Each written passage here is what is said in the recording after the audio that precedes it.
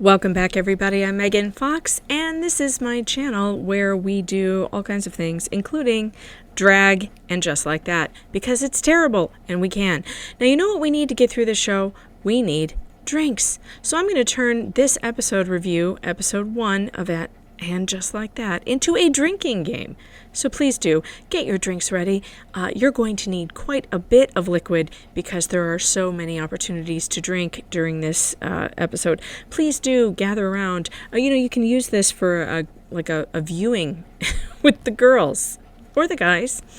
And but just make sure that everybody is either sleeping over or has an Uber ride home, because you're going to be really, really drunk by the time this is done. And believe me, that's the only way to watch this show. So the rules are, you take a drink when I tell you to, and I'll explain why as we go along. Now, episode 1 opens at some kind of restaurant where they're going to have brunch, and we see these chicks, and they look pretty good. I mean, I think everybody looks pretty good. Sarah Jessica Parker as Carrie Bradshaw has her hair down, lots of waves. I like that. I like her when her hair is curly. She's wearing an interesting hat, but Carrie sometimes does that, with the weird hat, so I'll give her a pass on that one. Charlotte looks like Charlotte, wearing puffy sleeves, which becomes a problem. It's not really a problem in this episode, but it will become one later on. And that is our first drink of the evening. Charlotte in puffy sleeves. Drink. All right, now we look at Miranda. Miranda, she's looking like she's dressed like she's in a circus. It's a clown kind of outfit. Lots of clown colors, orange and green and red and yellow. I mean, this dress does not know what it's doing. It's got horizontal, it's got vertical stripes, got perpendicular stripes. It's just stripes everywhere.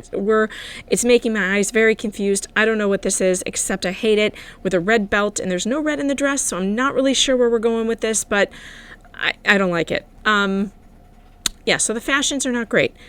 Right away, they're standing around talking, and Charlotte starts with the overreacting. Her overacting is really bizarre. I don't remember her ever doing this in the original series, but that Mitzi woman comes over and she starts asking, "Where's Sam? Where's Sam?"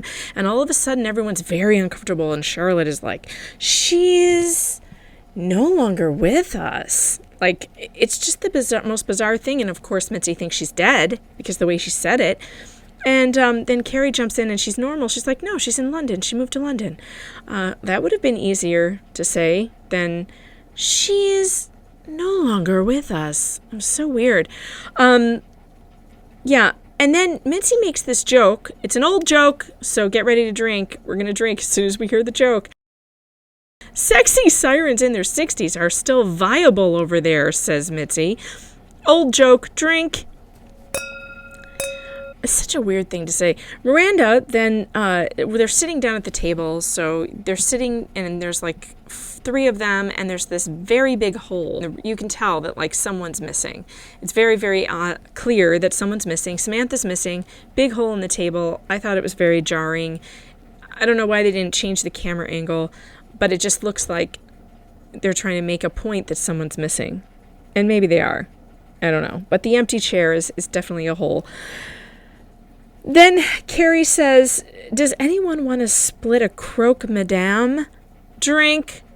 Old joke, if you didn't catch that. Croque madame. Madame croque. Croque.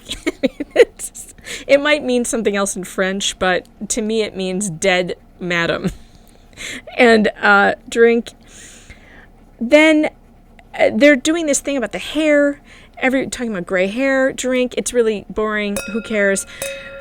Then that guy with the salad bowl on his head walks in, and Carrie's trying to get a picture of him. He's the most fashionable thing in the show, especially knowing what I know now. He was one of the more interesting things to look at in the show, that huge salad bowl on his head. Then Charlotte starts talking about LTW and this weird crush that she has on her, and she's just obsessed with LTW. And then, of course, Miranda, listening to Charlotte in this ridiculous story she's telling about LTW, she reaches for her drink, very obviously, and starts drinking this, looks like a Bloody Mary. So Miranda's drinking. Guess what time it is? Drink. I'm going to get my drink. What am I drinking? I'm drinking whiskey.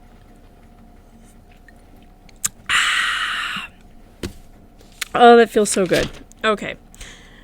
Charlotte and is starting to put pressure on Carrie to go to the piano recital, which I find very strange. The pressure is really high.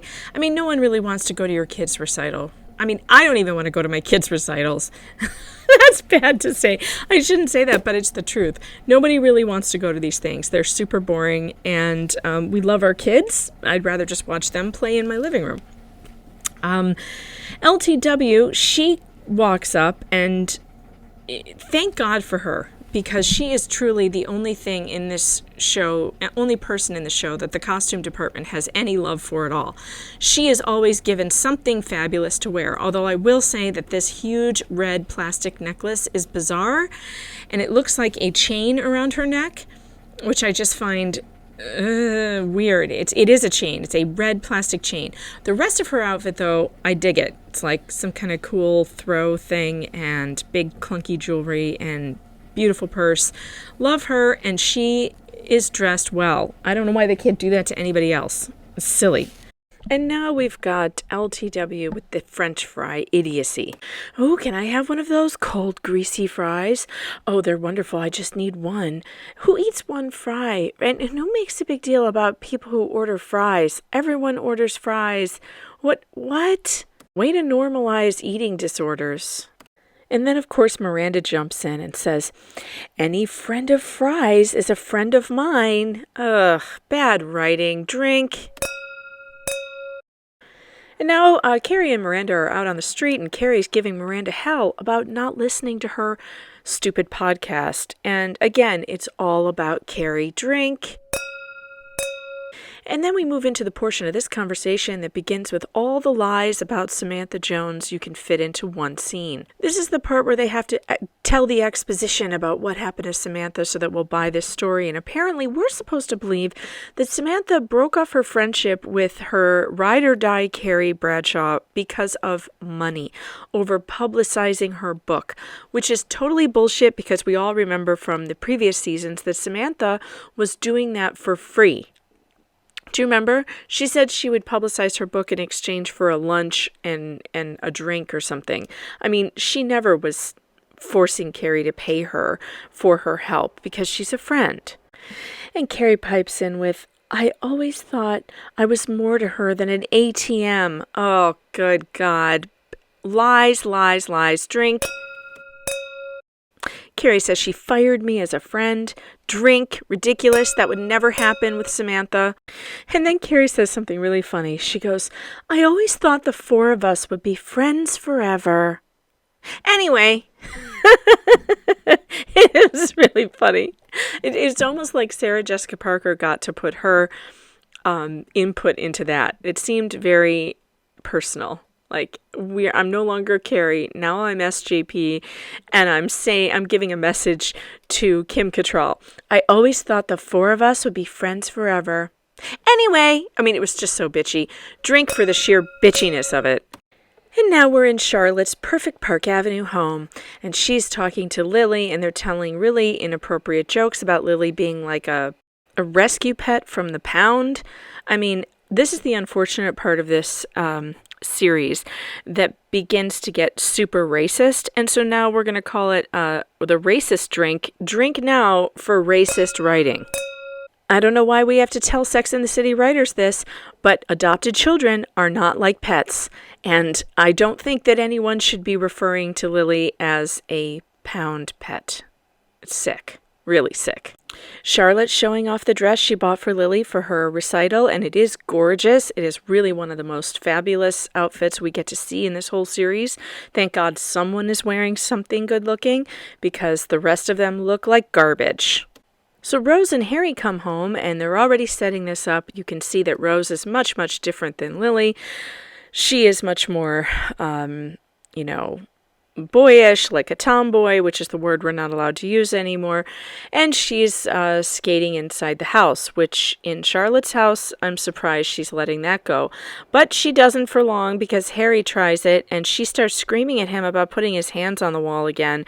It makes me very uncomfortable. Like, Charlotte is clearly running this household, and Harry is just another one of the kids maybe that she can tell what to do. And it's gross.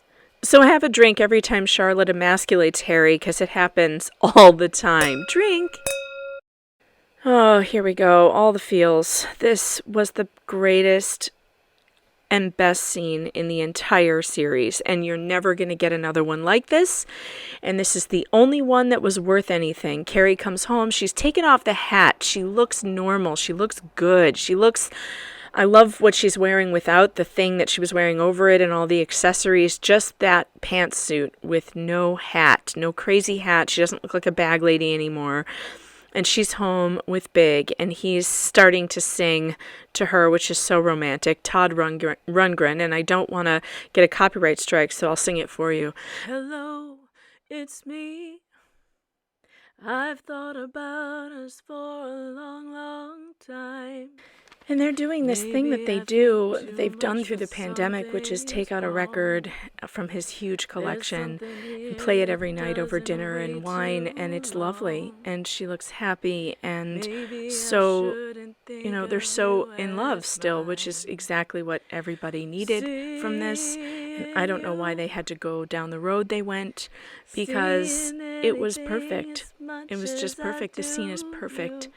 But this is the only time that they're going to allow you to be happy throughout this entire series. Don't ask me why. I take for granted that you just don't care. Sometimes I can't help seeing all the way through.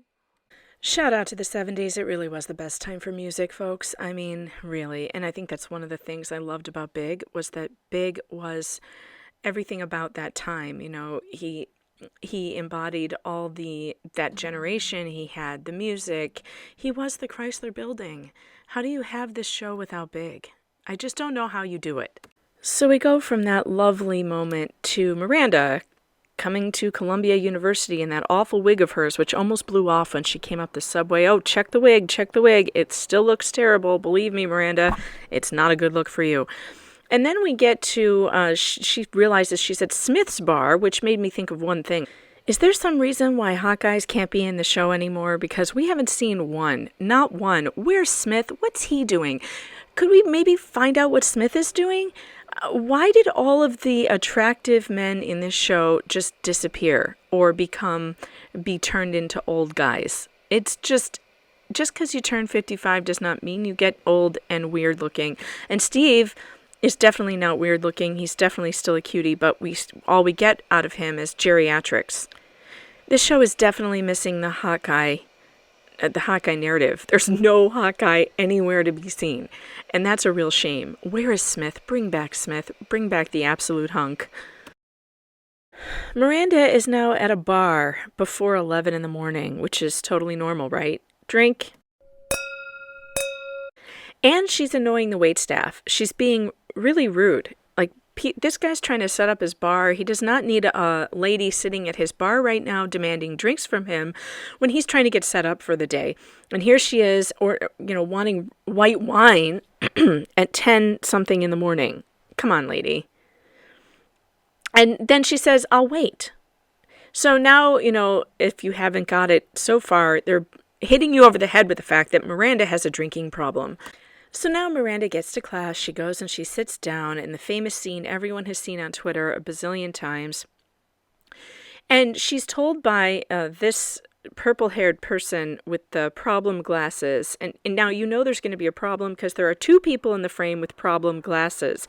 If you don't know what problem glasses are, it doesn't mean they're not attractive glasses or they're not cute, but they're usually clunky, plastic-framed glasses worn on a person who also, usually a woman, who also has very short colored hair, like a crazy color, like blue or pink or purple in this case. And you can just tell with those two items, these people are going to be a problem. That's what problem glasses means. Normally worn by social justice warriors, and those are the people who have dedicated their lives to educating you about what you should do and say and think. If you ever wondered what an SJW is, this person embodies it perfectly. Purple hair, chunky glasses, no makeup. This is obviously a woman, but she's making herself out to look androgynous. And she knows everything there is to know about how to be appropriate in 2022. And she's going to go out of her way to tell you how to do it. And so now becomes the humiliation ritual. This is the humiliation ritual that they're going to put Miranda through. And right now, in this scene, Miranda represents every white woman on the planet. She's every white woman in America, and this is what the left wants to do to you. They want to humiliate you. They want to destroy everything there is about you and tear you down and remake you in their image. And so Ms. Purple Hair over here says, "Oh, you can't sit there. That's where the professor sits." And Miranda, of course, is like, "Oh, I'm sorry. Okay." She gets up. She finds another seat, which is super pretentious anyway. They're all the same chair, and they're all in a circle. Like, would it matter if the professor sat in a different leatherback chair that are all the same? I mean, it's just a bizarre setup anyway, and it's creepy. And so then Miranda goes and she finds another chair. Well, then, of course, the professor walks in and Miranda doesn't recognize her. And she's all, hey, that's where the professor sits. You can't sit there. "He just told me that," she says. And, of course, our purple-haired friend pipes in and is horrified. And it's like, "Oh, look who's fast with the pronouns. You're sure quick with the pronouns. Drink, woke moment." Where's my woke moment button? I need one of those. Let me go find one. That's perfect. That's absolutely what we need right now because this is a clown show. And speaking of clown shows, welcome to the XY and Me podcast where we talk about all things XY and me because I'm Che Diaz and I'm the queen of everything. Or sorry, king. I'm not sure what I am and nobody is either. Ha ha ha. This is the best podcast in the world and it's set up like a radio station. I have no idea why. It's like we have no idea that you can actually do a podcast in your living room. We're doing it in a radio station, and we have a production staff, and even someone in a wheelchair, which is, one of the ways we check that box. And we are just so happy to have here on our panel of cisgendered women that, we have to have a representative for some of you who are still left out there who are not into non-binary sex, Carrie Bradshaw. And we're talking about public masturbation. Because that's super, super edgy. And we've never heard of Howard Stern. We've never heard of shock jocks that were around before I was even born. So tell me, Carrie, do you masturbate in public? I know I'm your boss, and it's really weird to ask you that and make you uncomfortable, but I'm gonna do it anyway. I would like to buy a vowel, please. I don't know why we're having this conversation, and this is not who I am. I'm really uncomfortable, and I'm being put on the spot by someone who is paying my paycheck, and I really don't want to do this, and I'm not sure why I'm being... This not funny. Only public masturbation funny. Masturbate on subway. Masturbate everywhere. Stay tuned for more of XY and Me when we come back from this break. I'm Che Diaz, and I need to be Me Too'd really, really hard. Okay, I'm sorry. I couldn't help myself. The skit is now over and scene. We missed a whole lot of drinking there. There was so much. There were so many woke moments and everything. So here's what I'm going to ask you to do. Just right now, for the count of like 10, start chugging your drink. Ready? 10, 9, 8, 7, 6, 5, 4, 3, 2, 1. Okay, good. You're done now. Wow. Is there anything worse than this? Look, I come from broadcasting. I worked in a radio station. Did you like my stingers and my sound effects there? I come from broadcasting, and I have worked in 4 different radio stations, five different radio stations now. And this is the kind of setup you get in network radio. And the idea that they're doing a podcast like this is so laughable. Oh my God, you guys. You have no idea. Even when you do a podcast for iHeartRadio, you're doing it in your living room. I swear to God, you're doing it in your bedroom. No one is paying anyone to be in the studio. In fact, they're not even paying the actual actors to be in, or not actors. They're not even paying the talent to be in the studio anymore because of COVID. I fill in here in Rochester on WHAM, WHAM 1180. News Radio, Wham 1180. I fill in there, and we don't even go into the studio anymore. We're doing actual live radio from our homes because they closed the studios because of COVID. So this idea that they have a podcast set up with a producer in a booth is so outrageously stupid. They didn't talk to anybody in the industry. They had no clue what is actually going on, and that's upsetting. Like, how do you not even talk to someone who does a podcast? I'm sitting in my bathrobe right now. That's how you do a podcast. You know, there's just no clue here about what's real. Also, whatever studio this is, they obviously don't have an HR department that ever sat Che down and gave her the rules about what you can and cannot do to your so-called employees. Because this sexual harassment thing she's got going on is unreal. And again, no, I will not call her they. Not gonna do it. Absolutely not. I will not, and I will say it one more time for those in the back. I'm an English aficionado. I write in English, I speak in English, and I refuse to refer to a singular person with a plural pronoun. I refuse. I'll call her Che. And I'll call her her, too, because she's obviously a woman. And I'm sorry, but I don't lie. I will not lie, and you cannot force me to lie. And if you're here in my comments to try and force me to lie, you're in the wrong place, bucko. I will not be bullied. I am not someone you can bully. You can try, but it's not going to work. And I'll do it 1,000 times more. Whatever you hate, you could better believe I'll do it again and again and again until you get so sick of it you just leave and go somewhere else, which is what you should do, because if you hate me not using plural pronouns for singular people, this is the wrong channel for you. Seek other channels. There's plenty of channels out there where people will indulge the fantasy of calling someone a plural pronoun, and that's just not me. So if you came here looking for that, you're in the wrong place. So I'm running out of memory, and I'm going to have to come back and do part 2 later. So I'm going to get this uploaded, and then, stay tuned, because there's so much more.